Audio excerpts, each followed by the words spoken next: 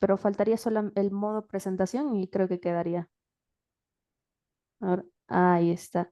Y, ¿sabes? No sé si podrías minimizar las ventanitas que te aparecen en la parte superior de tu pantalla, porque creo que en el caso de los que estamos, los observadores, vemos así unas barras negras.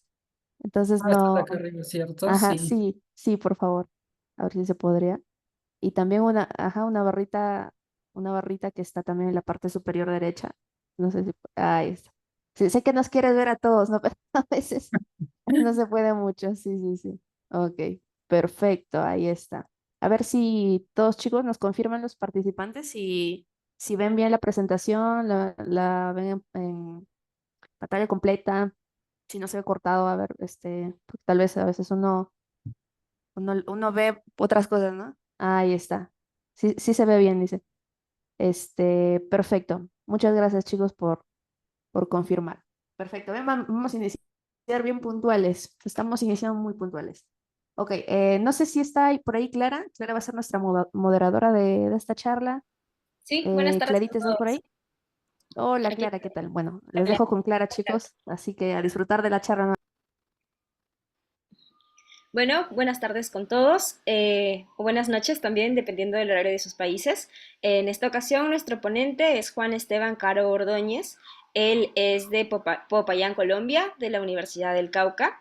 Es estudiante de pregrado de biología de la Universidad del Cauca. Forma parte de los grupos de investigación en recursos hidrobiológicos y ordenamiento territorial alrededor del agua, diversidad funcional y recursos ecosistémicos. Y además es coordinador del grupo en restauración ecológica, monitor del Museo de Historia Natural en la colección de geología y también es pasante del IGBM.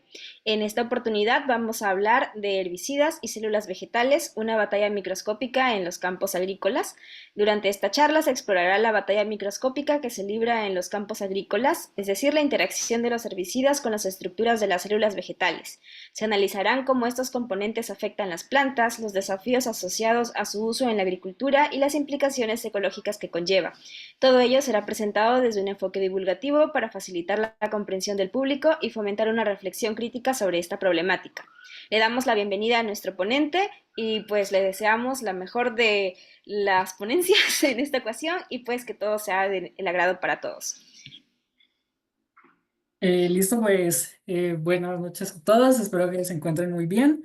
Entonces, claro, como ya lo mencionaban, pues nuestra charla de hoy va a ser de divulgación sobre cómo se dan esas interacciones entre los herbicidas y las células vegetales y pues el por qué se usa en la agricultura. Entonces acá, pues en nuestro contenido, primero vamos a ver pues qué es un poquito del herbicida, por qué se comenzó a usar en la agricultura, por qué tiene diferentes nombres, qué características llegan a tener estos compuestos. En el apartado 5 son los procesos que tiene que hacer para actuar dentro de las plantas. Luego vamos a ver pues qué efectos llegan a tener y eso como a un nivel más macro, ya no es de una planta, sino es de un nivel más macro pues afecta al paisaje, ¿cierto? Y pues las respectivas conclusiones. Entonces aquí, ¿qué podemos denominar como un herbicida? ¿Cierto? Entonces es como un producto químico el cual se usa pues dentro de los campos, ya sea para los cultivos o para los jardines, ¿cierto? En zonas en donde el ser humano tiene como ay, perdón, tiene tiene control sobre esto, ¿cierto? Entonces aquí, como vamos a ver en este dibujo, hay una parte que dice dosificación. Entonces lo que pasa es que esto es como cuando uno se toma un remedio, ¿cierto? No es que se lo tome así seguido para evitar el dolor, para que se vaya la bacteria, sino que esto tiene como una medición con las unidades de área, que por lo generalmente es en hectáreas, ¿no? Ah, que si yo tengo una hectárea, entonces se le echa tantos mililitros y así, y sucesivamente. Entonces acá podemos ver lo que serían las malezas, que son esas plantas indeseables que crecen en esas zonas. O sea, son plantas que no se tiene, o sea, como que su fin no es tan comercial, ¿cierto? O sea, por ejemplo, el diente león que eso aparece aquí, o los cardos, pues esas no se cultivan, sino que aparecen, porque en los suelos existe algo que son como los bancos de semilla, que son pues las semillitas que están ahí esperando y entonces, claro, cuando alguien va a cultivar en eso, pues ellas igual brotan porque pues los cultivos pues se les echan abonos y otras cosas para que tengan una mayor producción y a su vez pues estas plantas también brotan. Entonces aquí, en el uso de la agricultura, todo esto surge así dentro de un contexto histórico entre 1960 y 1980, con lo que se conoce como la Revolución Verde. Lo cual aquí lo que pasaba es que había un aumento en las poblaciones, ¿cierto? Un aumento demográfico. Entonces se tenía eso de, bueno, vamos a tener mucha gente, mucha población, pero no vamos a poder satisfacer esa demanda de alimentos. Entonces la Revolución Verde tiene ese objetivo, pues que era pues de disminuir el hambre y y la desnutrición respectivamente. Entonces aquí lo que pasó fue que se comenzó a usar el suelo desde un punto de vista más intensivo, como podemos ver aquí en esta imagen superior, nosotros vemos que todos estos campos, toda esta tierra, como podemos ver, solo corresponde a una sola especie. Entonces aquí lo que se intentaba hacer era optimizar las hectáreas de tierra para poder así producir más alimentos y pues a su vez también teníamos que como tener una selectividad en estos alimentos para ver cuáles eran un poquito más resistentes, cuáles producían más, granos más, pues más grandes, ¿cierto? Que no fueran como tan susceptibles a los cambios. Entonces aquí lo primero fue que se hizo fue con el trigo, fue con el arroz y fue con el maíz. Sin embargo, este sistema, ¿cierto? Estos monocultivos como se conocen hoy en día, que es de solo una especie, pues como se pueden dar cuenta, no tiene espacio para nada más que esa especie. Entonces, esto trajo consigo ciertos problemas, ¿cierto? Porque al optimizar estos y la resistencia a las plantas, pues se comenzaron a fabricar muchos químicos como lo son los insecticidas, los abonos, los fertilizantes, los fungicidas. Entonces es como un montón de químicos que va a tener el suelo, que va a tener el alimento. Y al mismo tiempo esto requiere muchas cantidades de agua. Por lo tanto, no todos los países van a tener pues esas condiciones del agua. Por ejemplo, miren aquí todo lo que se tiene que regar, ¿no? Pues para poder que un cultivo esté pues en sus máximas condiciones. Y la otra es la maquinaria, ¿cierto? Como vemos aquí, pues como unos tractores, unos camiones para arar, para sembrar, para todo. Entonces la revolución verde consigo, sí, aumentó la comida, pero su objetivo de erradicar el hambre y la desnutrición, pues digamos que un poco libre a la interpretación. Pero entonces ya una vez integrados los herbicidas, ¿cierto? Esas moléculas químicas, esas sustancias, ya se vende como un producto, ¿cierto? Un producto que uno puede ir a, pues, por ejemplo, acá en Colombia, pues, ¿cierto? A los viveros uno puede ir, pedir, recomendar y ahí lo tienen. Pero entonces estos tienen diferentes formas de nombrarse, ¿cierto? Porque tienen diferentes nombres, eso depende de cómo se use o para qué se use. Entonces, por ejemplo, en el caso del nombre técnico, que está regulado aquí por la ISO, ¿cierto? Pues es como del ingrediente activo, ¿cierto? Es como cuando nosotros hacemos, no sé, una receta, pues tiene ciertos ingredientes, pero uno siempre es el que va a sobresalir. Entonces, ese sería el nombre técnico del ingrediente que más sobresale dentro del herbicida. Luego, dentro del nombre químico, es como entendemos que ese ingrediente principal, pues se compone de muchas cositas a nivel más micro. Entonces, es como ese nombre de esa molécula que es como se nombra. Y se nombra pues por la IUPAC, que es el que nombra todas las moléculas químicas. Y el nombre comercial es como por el que pues lo conoce o por el que la gente lo pide, pues eso ya va a depender de la legislación de cada país, ¿cierto? Eso pues con el uso pues de las patentes, de que es comercial, de todo, pero al mismo tiempo puede que el nombre comercial se le denomine a muchas más moléculas, ¿cierto? O sea que digamos que el nombre de IUPAC pueda tener nombres diferentes para varias moléculas, pero dentro del nombre comercial, como tienen la misma, entre comillas, la misma molécula, pues se van a nombrar muy parecidos. Entonces, dentro de las características que llegan a tener los herbicidas, ¿cierto? Pues son bastantes, pero aquí como las más conocidas es lo que serían las familias químicas.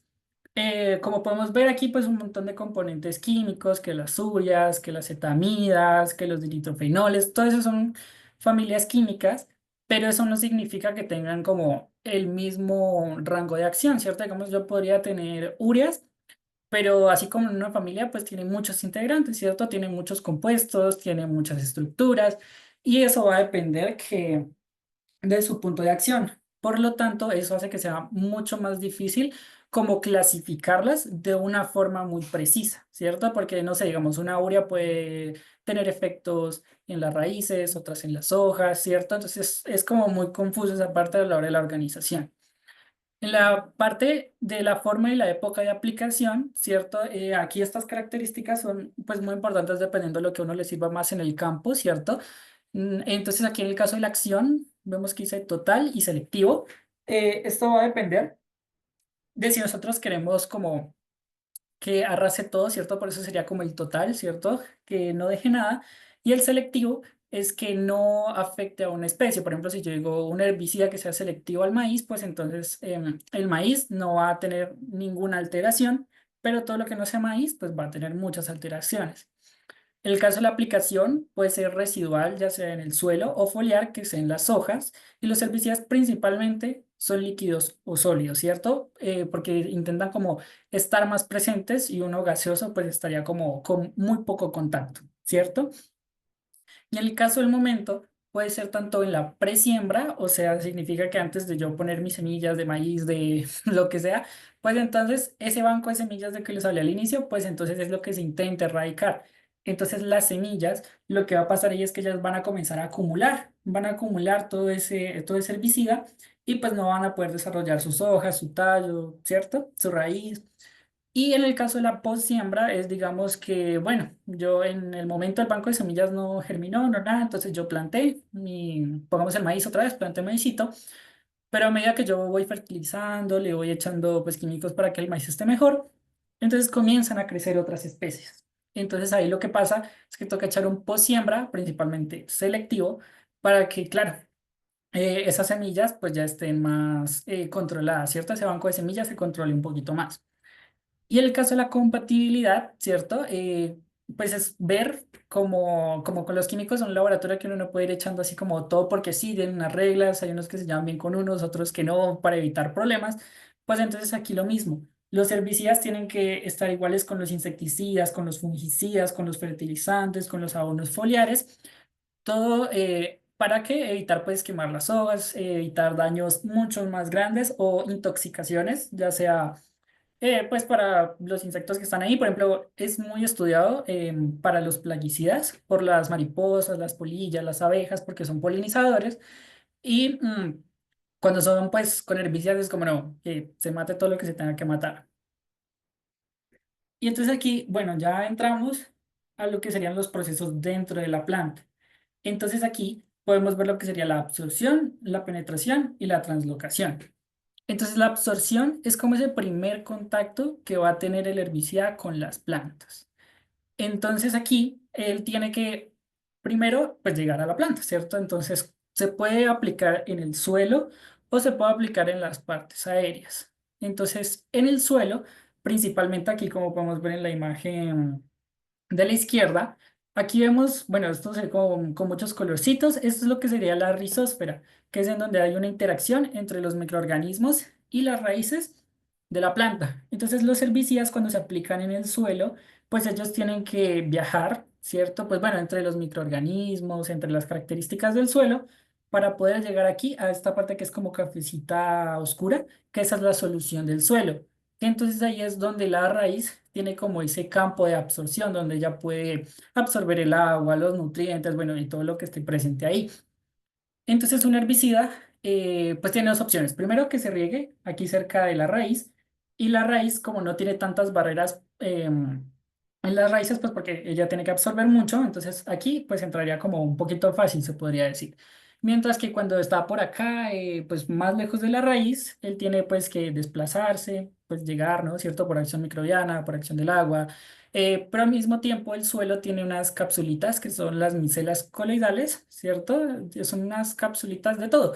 Entonces, cuando el herbicida entra en contacto con una de estas, pues puede que quede ahí atrapado y nunca logre zafarse y nunca pueda llegar a la raíz y se quede ahí en el sustrato.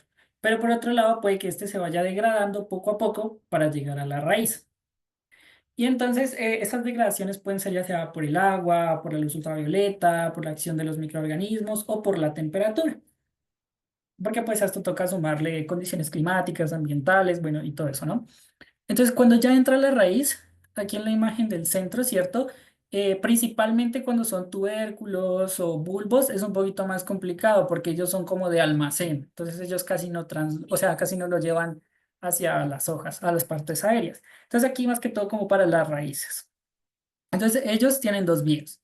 Tienen la ruta apoplástica y la ruta simplástica, ¿cierto? Esto va a depender de la naturaleza del componente. No sé, bueno, si les suena lo que es hidrofílico, hidrofóbico, lipofílico, lipofóbico, pues para no usar esos tecnicismos, entonces vamos a usarlo como los que se llevan bien con el agua y los que se llevan bien con el aceite, ¿cierto? Entonces, el agua y el aceite, ustedes saben que uno no los mezcla, ellos están juntos pero no revueltos. Entonces, aquí. Entonces, en el caso de la ruta apoplástica, la que está en azul, son los compuestos que se llevan bien con el agua. Entonces, esos compuestos ingresan no por estos pelos radiculares, sino por estas células, como estas que están aquí en los costaditos, y ellas van a entrar entre las células, ¿cierto? Como si fueran en un caminito, como un rito, ella va con el agua. Pero eso no significa que no puedan entrar a las células, porque pues las raíces también tienen sus intercambios, pero principalmente ellas se van con el agua, chucu, chucu, chu, aquí derecho, hasta la banda de Caspari, ¿cierto? Y luego aquí, para los de la ruta simplástica, pues entonces vemos que son los que se llevan bien con el aceite. Entonces ellos sí entran por estos pelitos y ellos van al interior de las células, ¿cierto? Pero ellos tienen más trabajo, porque bueno, a pesar de que no tenga barreras, pues ellos pueden quedar en esta célula o en esta célula o en esta célula, así sucesivamente. E igual tienen que llegar a la banda de Caspari. Y esta banda lo que busca es como un control selectivo, ¿cierto? Como a ver, ¿qué va a ingresar al xilema, al floema, ¿cierto? ¿Qué va a entrar al tallo? Entonces, por eso la ruta apoplástica, la azulita, ella ya no puede pasar aquí como por estos canalcitos morados que se ven aquí, sino que ella ya tiene que ingresar, tiene que gastar energía para ingresar a la célula y ya dirigirse al xilema y al floema, que bueno, entre comillas serían como estas células en amarillo. Y pues la simplástica, pues ella sigue normal su camino, ella está dentro de las células y sigue dentro de las células. Ya aquí a la hora de los órganos aéreos, principalmente pues son tallos, frutos, flores, hojas. Pero los herbicidas no se ponen en los frutos ni en las flores, bueno, flores por los polinizadores y los frutos por el consumo humano.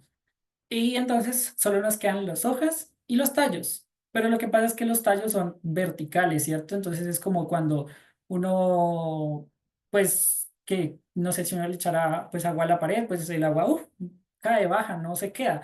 Pero si uno la echa al piso, ¿cierto? Que es horizontal, pues se forman los charquitos, se queda. Entonces esa es como la dimensión. Los tallos serían como la pared y las hojas serían como el piso. Entonces el herbicida no puede tener mucho tiempo en el tallo y se resbala y pues caería al suelo. Entonces para eso se aplica al suelo de una vez. Y en las hojas, pues tienen dos caras, ¿no? Tiene el haz y tiene el en vez. Entonces en el haz, que es la partecita que nosotros principalmente vemos, la que le da la luz, pues como podemos ver aquí tiene como una textura un poquito rugosa, ¿cierto? En la imagen de la derecha.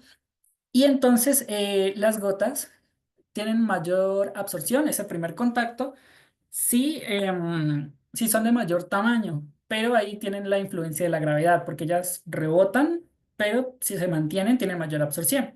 Y las gotas de menor tamaño, pues tienen poca absorción porque son más chiquitas, pero se llegan a mantener un poquito más. Y en el caso del embés, ¿cierto? La parte que por lo general le da sombra a la hoja, tiene unas estructuras que se llaman estomas. Estos son muy poquitos y es como por donde el agua saca, perdón, donde la hoja saca el agua. Y sobre estos puntos azules, chachatas, como el recorrido que el agua hace. A pesar de que se haya absorción por las celulitas que están a los lados de los poros, pues es muy mínima. Entonces, por lo general, siempre se aplica en la parte de las. Ahora, dentro de nuestro segundo proceso, pues tenemos lo que sería la penetración, ¿cierto? Entonces ya tuvimos ese primer contacto que era la absorción, pero ahí aún no estamos ingresando, ¿cierto? Es como cuando uno está tocando la puerta, listo, eso es absorción, pero cuando ya la abro y yo ingreso, ahí ya estoy en la penetración, ¿cierto? Entonces ellos tienen que moverse, ¿cierto? Pero para poder entrar, ¿cierto? Su objetivo en las células es llegar al citoplasma, ¿cierto? Donde están, pues, el núcleo, en el caso de las plantas, pues los cloroplastos, las mitocondrias, todos esos organelos que uno ve en el colegio, pues están ahí, ¿cierto? Entonces ellos tienen que atravesar muchas barreras, que en este caso son de la hoja, porque pues ya dijimos que la raíz no tiene tantas. Entonces, primero tienen que atravesar la cutícula, luego la pared celular y luego la membrana plasmática. Y en el caso de la cutícula, pues a pesar de que está como un soporte físico, una buena estructura, ¿cierto? Una protección ante la radiación, pues entonces también tenemos tres componentes principales. ¿cierto? Que son las ceras, la cutina y la pectina. Y entonces lo que pasa aquí con estas, pues es que son como muy o amigas del agua o amigas del aceite. Entonces las ceras, ¿cierto? Así como la cera de la vela, la cera de abeja, pues ellas son súper amigas del aceite, ¿cierto? Entonces un herbicida que dentro de su composición, ¿cierto? Química, dentro de su estructura, pues se la lleve bien con el aceite, ¿cierto? O sea, lipofílico. em, Ella va a ingresar sin usar energía. Ella va a poderse pues mezclar, pasar, como si no pasara nada, hacia la cutina. Mientras que en las ceras, uno que sea hidrofílico, o sea, que se la lleva bien con el agua, entonces ella aquí va a tener que usar energía o quizás a veces ni pase, porque tiene que pasar por esa grasa, ¿cierto? Entonces tiene que usar energía para poder atravesar esta primera barrera. Luego en el caso de la cutina, ¿cierto? Y la pectina, ellas son las mejores amigas del agua, ¿cierto? La cutina es como su amiga y la pectina es como su mejor amiga. A ellas le encanta más el agua que a la cutina. Entonces aquí en las eras, quien se le hizo fácil pasar, ¿cierto? Aquí ya va a tener como esas primeras barreras, ¿cierto? Con el agua va a tener que usar energía, va a tener que pasar, si logra pasar, ¿cierto? Porque no todas las hojas pasan, por eso es que se tiene que echar mucho herbicida de vez, constante, nada, bueno. O a veces se revuelven en el agua y se echa, entonces pues para eso, entonces los que se la llevan bien con el aceite, pues les va a costar mucho trabajo pasar la cutina y la pectina, y los que se llevan bien con el agua, pues siguen derecho, ¿cierto? Eso ahí no hay problema. Luego tenemos lo que sería la pared celular, ¿cierto? Esto entonces sería nuestra segunda barrera, ¿cierto? Y entonces aquí lo que pasa con esta barrera es que pues es como muy del agua y muy del aceite, por así decirlo, ¿cierto? Pero sin embargo, la pared celular no es como tan difícil, entre comillas, con relación a la cera, la cutina y la pectina, pero igual ella tiene unas proteínas, ¿cierto? Tiene dos capitas, pero tiene unas proteínas. Que la primera es entre la celulosa y la pectina, y la segunda es entre la celulosa y la hemicelulosa. Entonces, ella tiene que pasar primero celulosa y pectina, ¿cierto? Y una vez que lo logre, ¿cierto? Eso principalmente lo logran pues los compuestos que les gusta que les gusta como el aceitico, ¿cierto? Y luego entre la barrera uno y la barrera 2 hay agüita, ¿cierto? Por eso les digo que es muy del agua y muy del aceite, porque primero pasa mi celulosa pectina, luego como agüita y luego en mi celulosa y celulosa. Pero sin embargo, puede que entren por los canales directamente ya, pues el canal entre la pared y la membrana. Si ven aquí que hay como unas protuberancias verdecitas que atraviesan la pared celular, bueno, aquí está como blanca, invisible, pero sí, ¿cierto? Entonces a veces la membrana plasmática tiene unas proteínas de canal que hace que los herbicidas aquí desde la pectina puedan ingresar, ¿cierto? Y no tengan que pasar por la pared celular, por la hemicelulosa, nada. Entonces pueden ingresar. Sin embargo, ese proceso, cuando entran por esos canales, es irreversible, ¿cierto? O sea, ya entró y si no era su sitio de acción, si era de una célula de la raíz, pero ya tenía que llegar a una célula de la hoja, pues ya no hay vuelta atrás, ya no se puede regresar. Mientras que si no ingresa por estos canales, pues sigue derecho pues ya a la membrana plasmática, ¿cierto? Que pues es una bicapa. Entonces, pues esta está definida por el gradiente de concentración, de mayor concentración a menor concentración. Y asimismo, pues esto es un proceso reversible, que es lo opuesto a lo de los canales, a las protuberancias, ¿cierto? Pues por los canales, irreversible, y ya se atraviesa la pared celular a la membrana plasmática con la concentración, que es reversible. Y entonces aquí ya llega lo que sería al citoplasma. Sin embargo, no todos las moléculas, ¿cierto? Van a tener como ese sitio de acción cercano a esas células. Si yo aplico, por ejemplo, un herbicida foliar y su sitio de acción, o sea, donde va a tener su función es la hoja, pues entonces él no tiene por qué desplazarse. O si yo lo aplico en el suelo y su sitio de acción es la raíz, pues no tiene por qué desplazarse. Pero ¿qué pasa si yo lo aplico en la raíz y tengo que llegar a la hoja? O de la hoja tengo que llegar pues a la raíz o a otro, o a un fruto, ¿cierto? Pues porque, o una semilla, porque pues si es una maleza, pues no me conviene que esto se prolifere. Entonces tenemos otro proceso que sería la translocación.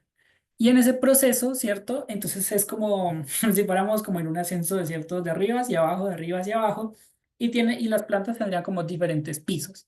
Entonces acá los herbicidas, me voy a devolver, ¿cierto? Recuerdan, entran o por ruta simplástica o por ruta apoplástica, ¿cierto? A través de las células o por los bordecitos de las células. Entonces aquí ellas pueden ingresar por el xilema, por el floema o por ambos. Y eso pues va a depender de su capacidad para movilizarse, ¿cierto?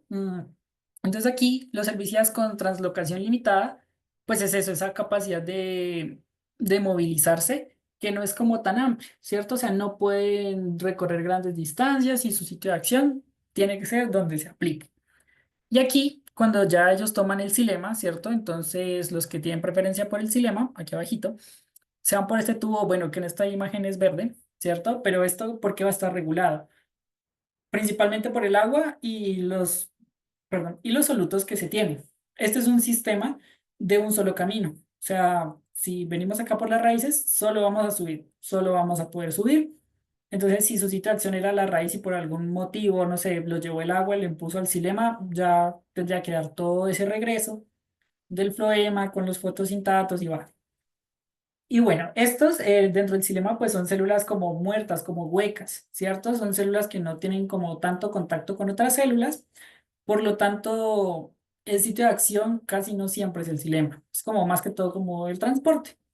Ahora, los que tienen preferencia por el floema, como podemos ver, este es un sistema de dos vías y esto está determinado pues ya por los productos de la fotosíntesis que se llaman los fotosintatos y pues igualmente por el agua, ¿cierto? Este sistema al ser de dos vías, ¿cierto? Es como, pues no es como el xilema que es hueco, que es como muerto, sino que tiene un montón de células aquí a sus alrededores. Y entonces lo que pasa es que se intenta llegar a las zonas donde se necesitan, ¿cierto? Si se necesita más comida y agua al fruto, pues entonces digamos que va por aquí, en esta célula del medio, y se pega a la célula que hay acá, acá, acá para llegar al fruto. O que necesitamos la hoja, entonces bueno, nos vamos para acá, ta, ta, ta.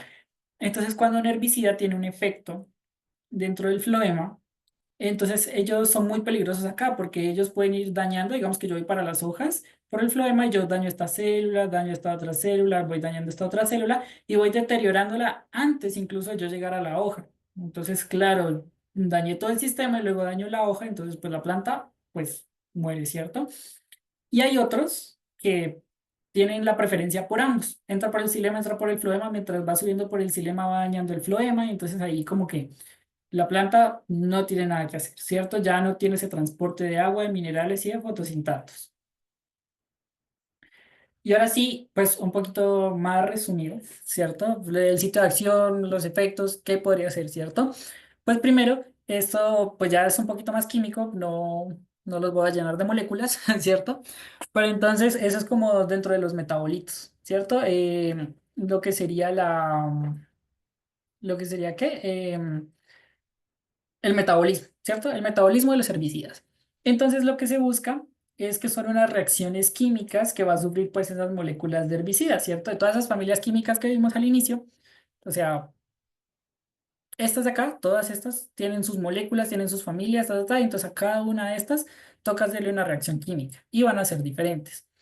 Entonces acá, la molécula original es muy tóxica y tiene una movilidad selectiva, o sea, ella se mueve por el xilema, por el floema, como ella quiera. Entonces la primera reacción va a ser de oxidación y una reducción, ¿cierto? Una hidrólisis, ¿cierto?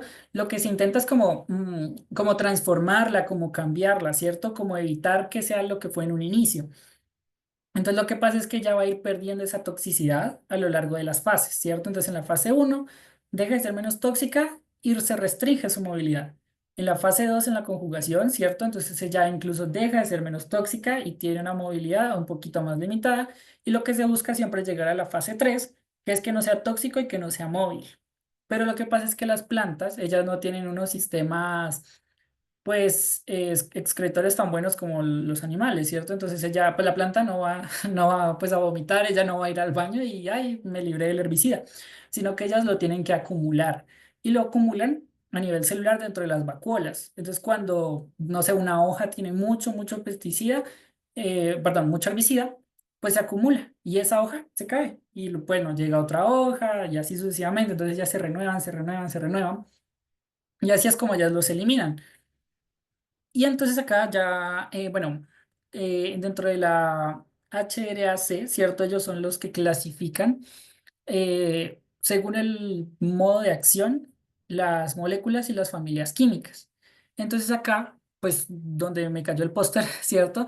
Por ejemplo, dice inhibición eh, de la cetolactasa sintasa, ¿cierto? Que entonces esto ayuda para que se formen las proteínas. Y si miran todas las familias químicas que intervienen en esto, una, dos, tres, cuatro, cinco, seis, siete familias químicas, o sea, ya puedo aplicar varios de estos para evitar que se formen esas proteínas, ¿cierto? También hay unos que son para, aquí como se el fotosistema 2, aquí para la inhibición de las cadenas largas de los ácidos grasos, de los microtúbulos.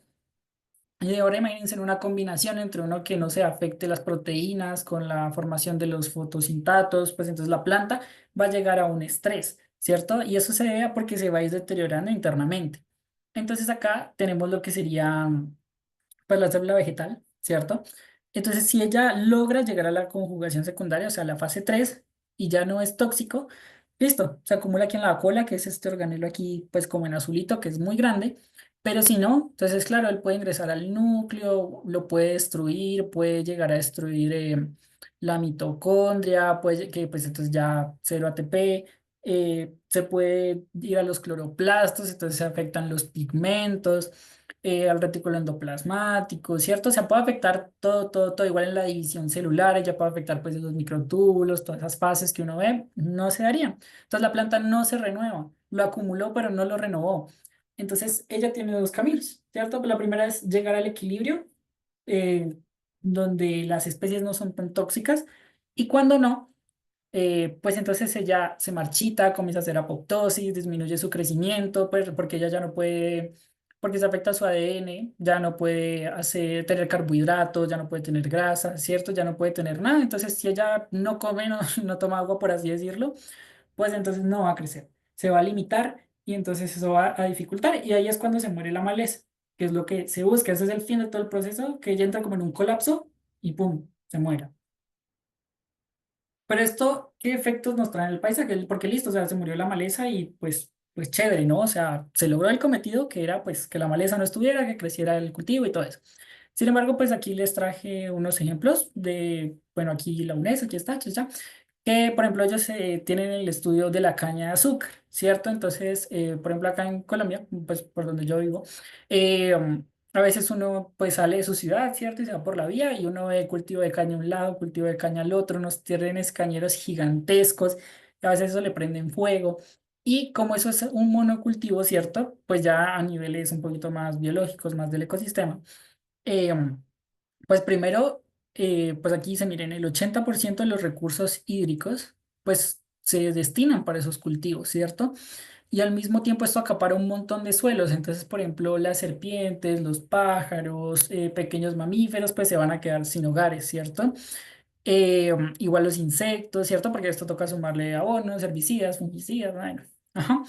Y en el caso para los humanos, en la mano de obra, cuando uno va a aplicar estos estos herbicidas, pues tienen sus efectos tóxicos, ¿cierto? Entonces, por ejemplo, hay veces que se supone no tiene que tener mascarilla, tiene que tener gafas, tiene que tener un traje, tiene que tener todo, pero eso no lo suplementa como la gente que lo va a implementar, sino es como, pues si lo quieres, ve y cómpralo, pero pues si tú estás pues ahí trabajando, echando herbicidas, pues es pues para ganarte pues el sueldo, ¿no? Entonces, a veces eso no se tiene y pues llega a unas condiciones, pues entre comillas, de envenenamiento, se puede decir tóxico, porque la piel puede tener reacciones alérgicas, las vías respiratorias, los ojos, entonces pues es como muy tóxico. Y acá lo que serían los estuarios y los manglares, pues es como un bosque, ¿cierto? Que está en las costas. Nosotros pues acá en Colombia lo tenemos tanto pues en nuestras dos costas, la Caribe y la Pacífica.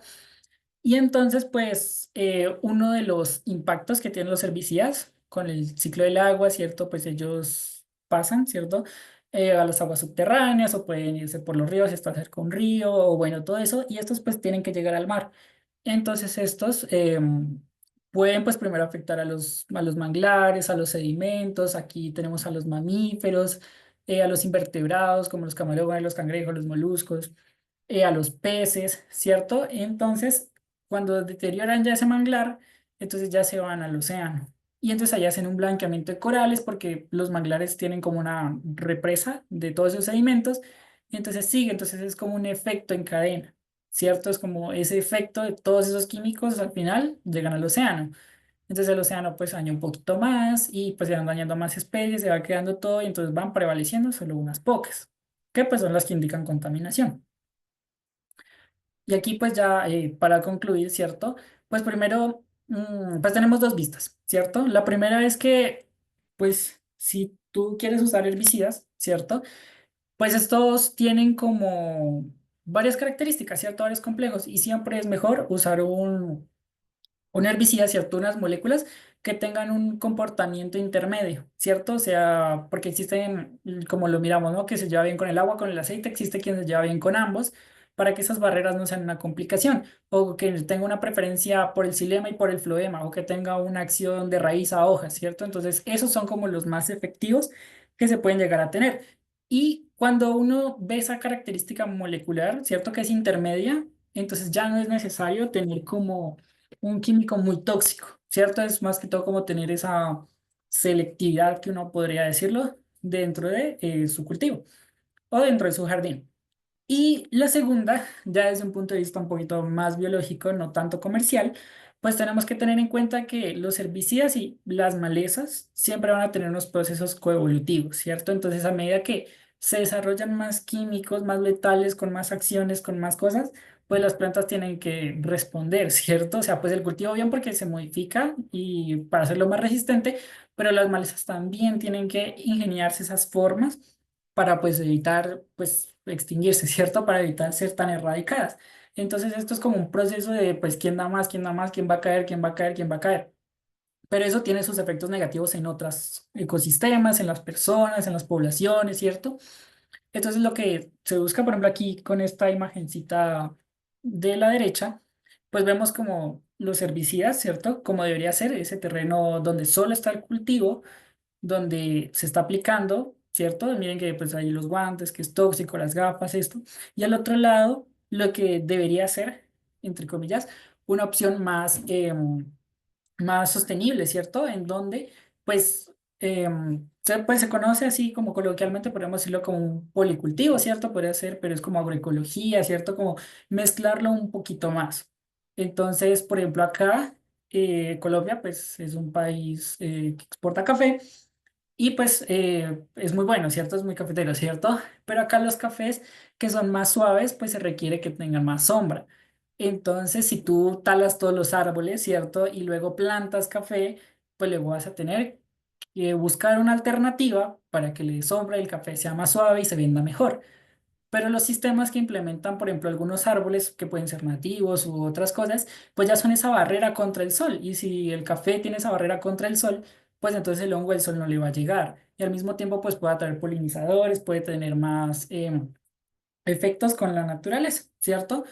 Y pues así es como se trata como de, al final del día, como agrupar las dos cosas, ¿cierto? O sea, ni para el uno ni para el otro, como un complemento entre ambos para que así se pueda ser sostenible a través del tiempo.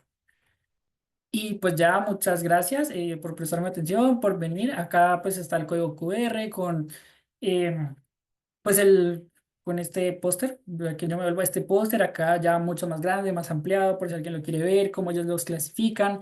A veces tienen unos métodos por el abecedario, pues también varios artículos ya con herbicidas específicos en ciertos cultivos por si a alguien le interesa y pues algunos efectos, ¿cierto? Por ejemplo, de la de organizaciones, ¿cierto? Con el hambre y todo eso, que pues nos hablan de los servicios por si a alguien le interesa profundizar. No sé si alguien tenga preguntas o si alguien quiere que le repita algo que de pronto no se hable muy rápido o no se escuchó. Y pues ya, muchas gracias.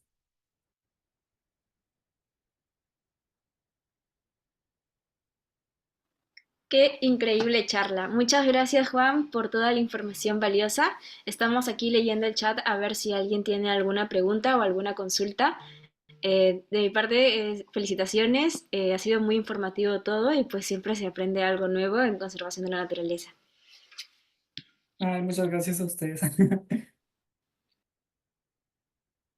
Sí, Jamie. Sí, gracias, gracias. Bueno, primero felicitarte, Juan, excelente presentación, muy, muy ilustrativa. Y sí, mi pregunta va por el lado de que justo mencionaste el daño celular, ¿no? ¿Cómo causaba estos herbicidas el daño celular? Nos explicaste con el ejemplo de la hoja de, bueno, primero se empieza a almacenar en las vacuolas, bueno, todo un daño, ¿no? En la célula vegetal. ¿Y cómo sería en el caso de para que la planta se vuelva resistente, ¿no? ¿Cómo sería ese proceso biológico donde algunas plantas malezas, ¿no? Se vuelven con el tiempo resistentes y por más que le apliquen el herbicida ya no sirve? ¿Cómo sería eso de que ya no causaría daño celular o cómo sería? ¿Podrías explicarnos, por favor? Ah, Gracias. claro. Entonces, pues me voy a volver la diapositiva. Bueno, entonces acá, bueno, estos pues son los procesos, ¿no? Los iniciales, los que se debería tener. Sin embargo, cuando algo, bueno, pues pueden ocurrir muchas cosas, ¿cierto? La primera es que con otras, ¿cómo decirlo? Como con otros compuestos, ¿cierto? Que tenga la célula de por sí, se comienza a hacer como un equilibrio, ¿cierto? Como ese equilibrio con lo que tenga la célula desde el inicio, ¿cierto? Por ejemplo, cuando hay un estrés hídrico, lo pongo de pronto un poquito más coloquial, cuando hay un estrés hídrico o por el calor o por el frío, ¿cierto? Entonces a veces está como en esa descompensación las especies ROS y las AOX, ¿cierto? Entonces ellas buscan como ese equilibrio, ¿cierto? Como entre esas dos, como qué va a pasar, quién la tiene, ¿no? Entonces, esas, por ejemplo, podrían ser unas, ¿cierto? Las especies ROS, las especies AOX que intenten dentro de ese equilibrio cuando no se logra lo tóxico, ¿cierto? Y la otra es que comiencen, como son tóxicas, pueden comenzar a mutar, ¿cierto? Entonces esa resistencia, eh, pues va cambiando la configuración celular. No sé si me hice entender o lo explico de otra forma. Sí, sí, perfecto, Juan. Pero justo, no, bueno, disculpen que estoy robando una pregunta más, pero justo que mencionaste las mutaciones, ¿cuál serían como que las más comunes que ocurren justamente para que esas malezas se vuelvan resistentes? Esa sería mi última, gracias.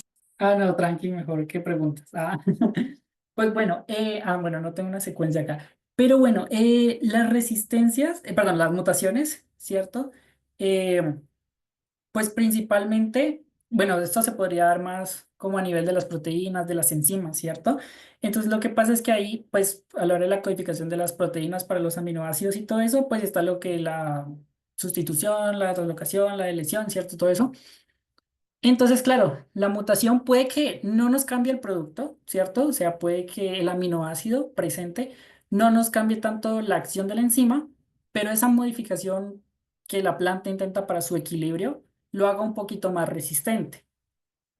No sé si me hice entender. Sí, sí, perfecto. Muchísimas gracias, Juan. Listo. Perfecto. José nos pregunta, ¿no podríamos usar selección de cultivo para hacer a las malezas más vulnerables? Perdón, selección de cultivo para las malezas, ¿qué? La pregunta es, ¿no podríamos usar selección de cultivo para hacer a las malezas más vulnerables? Sí, la verdad es que sí se hace porque, ahí no tengo una imagen de un cultivo, ¿cierto? Miremos por acá. Por ejemplo, acá, ¿cierto? La selección de los cultivos, o sea, todo parte como desde cómo se le hace uso al suelo, ¿cierto? Entonces, yo ya del simplemente hecho de poner solo una especie grande por una hectárea de esta, ya desde ese momento, incluso antes del herbicida, ¿cierto? Ya le estoy yo poniendo competencia, por así decirlo, ponerle una competencia a la maleza. Cuando ellas ya pasan como esa barrera, ¿cierto? Les queda como una segunda opción que es crecer a diferentes tiempos de la producción. Entonces eso pasa que, bueno, se cultiva pues el cultivo, ¿cierto? Y luego ya surge la maleza. Entonces ahí es por eso que se dan estos aquí, ¿cierto? Lo de la aplicación, el momento de la presiembra, la posiembra, pre y posemergencia, ¿cierto? Entonces como tienen diferentes tiempos de crecimiento, entonces claro, lo que pasa es que como es un sistema vivo, puede que con una maleza te sea efectivo, pero con otra no. Entonces por eso siempre lo ponen como que mate todo lo que tenga. ¿Sí me hice entender?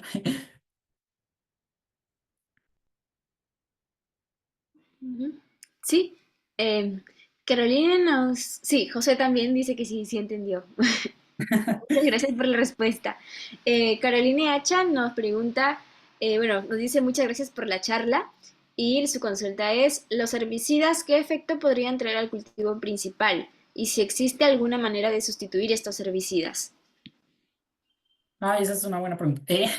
Pues miren que es muy curioso, porque bueno, yo traje este tema a colación porque pues yo me hice así como una introducción a las plantas genéticamente modificadas, ¿no? Entonces ellos hablaban de esta cosita aquí, ¿no? De las células, de los HRA.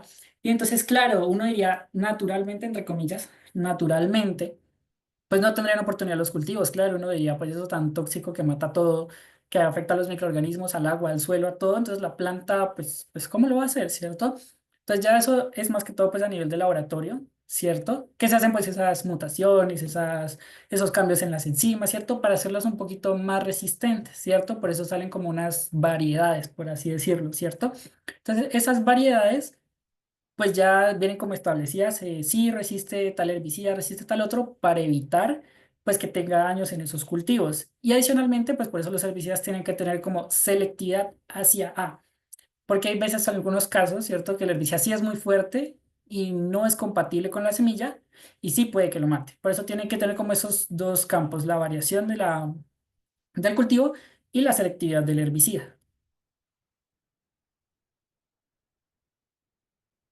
Sí, sí respondí. Sí quedó claro. Sí, Josué nos vuelve a preguntar, ¿hay herbicidas más seguros que otros? Hace un par de meses sucedió un problema con las fresas en mi país. Estas tenían grandes cantidades de pesticidas. ¿Esto es por el propio herbicida o por la mala forma en que se aplica? Pues por ambas, pero principalmente, volvamos a esta partecita de acá, es por la forma, ¿cierto? Es por la forma. Bueno, si ya se optó por echarle el químico, pues hay una forma y es que cuando está en fructificación, se podría decir, ¿cierto? Que ya tenemos como el producto, aquí hay unas fresitas incluso. Entonces lo que pasa es que uno no puede aplicarlo, porque el fruto, o sea, cuando uno va, esperen, es que es una pregunta muy interesante. Cuando uno va aquí al xilema y al floema, ¿cierto? En el caso del floema, él va distribuyendo lo que tenga dentro, que puede ser agua, comida, minerales, metales pesados, incluso pesticidas, fungicidas, lo que sea. Él lo va transportando desde el centro de donde se crea, o sea, dentro de las hojas, hasta donde se consume. Entonces, los frutos y las flores son los que más van a consumir. Entonces, claro, cuando yo le aplico, ¿cierto? Digamos un herbicida, ¿cierto? El momento de aplicación, ya no tanto para la maleza, sino, ay, que ya me va a traer las fresas, ¿cierto? Y yo le aplico el herbicida, le aplico el insecticida, le aplico todo eso. La fresa es el fruto, es lo que más va a absorber eso porque ella es lo que necesita absorber todo lo que esté. O sea, ahí ya no importan las hojas, ya no importan las raíces, es la fresa, la fresa, la fresa. Entonces, claro, se comienza a acumular. Y la otra es que por la misma membrana del fruto, pues eso también depende del fruto. Por ejemplo, el tomate, ¿cierto? Ella tiene una capita muy delgada. O sea, eso uno le echa un pesticida así, cosita, una gotica ya. Eso pasó, eso traspasó, ya está supremamente contaminado. Entonces, por eso no se recomienda que sea cuando esté en la fructificación. De ninguna, de nada, la verdad.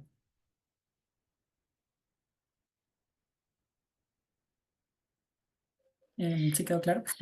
Sí, genial, gracias.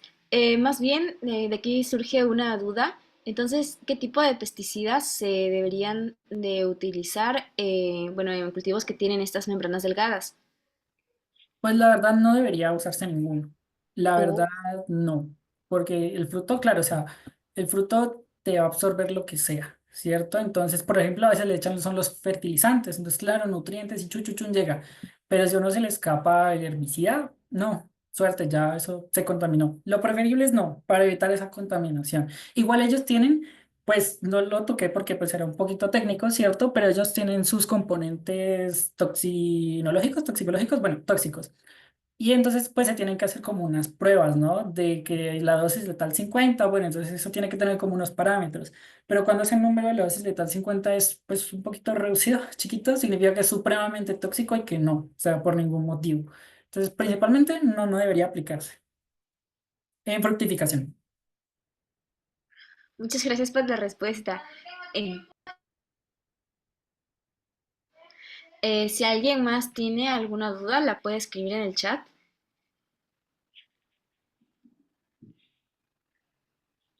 Ali Caro nos dice, wow, he aprendido un montón. Ay, gracias, sí, les quería traer este tema, porque pues pienso que es como algo que a veces, claro, por ejemplo, a veces uno lo asocia más con polinizadores y eso, porque claro, no dice insectos, la biodiversidad, pero pues dentro del mismo suelo, uf, o sea, hay como muchas cosas, muchas cosas, entonces como interesante pues tenerlo así en cuenta.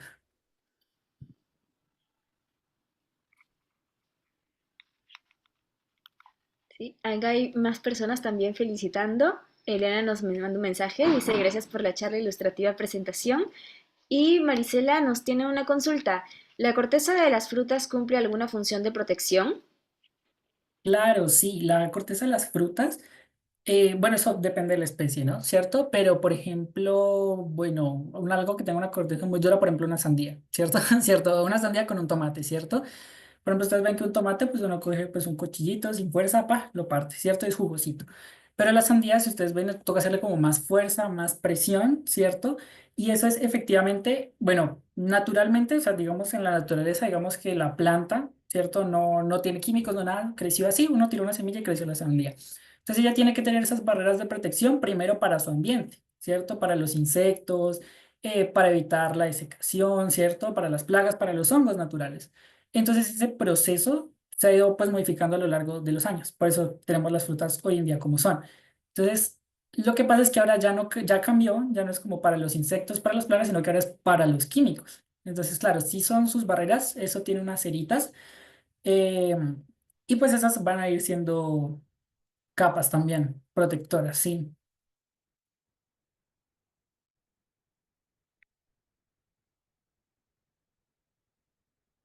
Genial. Nos siguen comentando que muchas gracias por la ponencia y por compartir el conocimiento. Y Marisela nos dice muchas gracias por la respuesta también. Gracias. Igual, bueno, otra cosa que ahora que hablaron de la corteza, que no lo tomé muy en cuenta, pues, o sea, no lo expliqué, es que, por ejemplo, hay plantas que, por ejemplo, los árboles, ¿cierto? Los arbustos, porque, pues, claro, cuando uno dice, cuando es herbácea, o sea, pues es un poquito más fácil. Pero cuando es un árbol, pues entonces vemos que el tallo y cierto y todo eso, pues tiene esa corteza. Entonces ahí es otra barrera que toca tener en cuenta, ¿cierto? Porque ya es con la lignina, es otro campo de protección. Esa es incluso más difícil y entonces ahí ya no toca, por ejemplo, rociarlo, sino que toca inyectar al árbol, o sea, o al arbusto. Toca inyectarlo para que atraviese esa corteza y todo lo que pueda y se dirija directamente a las células. O cuando se corta el tronco y pues ahí queda como la basecita, también toca aplicarlo ahí para que se comience a pues morir lo que queda. Muy bien, excelente, Juan. Nuevamente, felicitaciones para Linda, nuevamente para ti, Juan. Gracias a todos los participantes que estuvieron en las dos charlas y esperamos, ¿no? Como nos comentan, que hayan aprendido muchísimo y los esperamos en las siguientes charlas que va a brindar el IGBM. Gracias a todos por haber participado hoy y a seguir disfrutando de las charlas siguientes. Muchas gracias. Recuerden que el video va a estar disponible en el canal oficial de YouTube del IGBM. Muchas Sí, gracias a chicos, todos, chicos. vamos a dividir el video. Gracias, gracias Jamie, gracias a las moderadoras y a los ponentes. Vamos a dividir el video en cada una de las charlas. Y este mes, en febrero, tenemos charlas así. O sea, son 2 charlas por día. Así que aprovechen. Ya vamos a estar anunciando por los grupos de WhatsApp y por las redes. Ok, cuídense chicos, buen fin de, hasta luego.